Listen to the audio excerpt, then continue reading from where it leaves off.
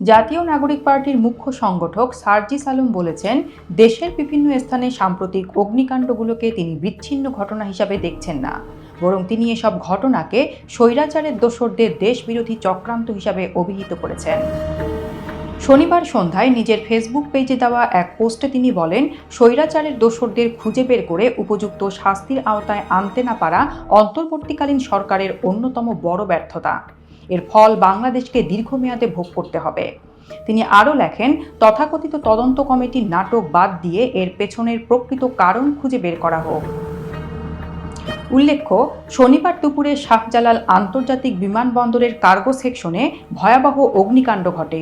আগুন নিয়ন্ত্রণে আনতে ফায়ার সার্ভিসের একাধিক ইউনিট কাজ করলেও ৩ ঘন্টা পরও পরিস্থিতি নিয়ন্ত্রণে আসেনি।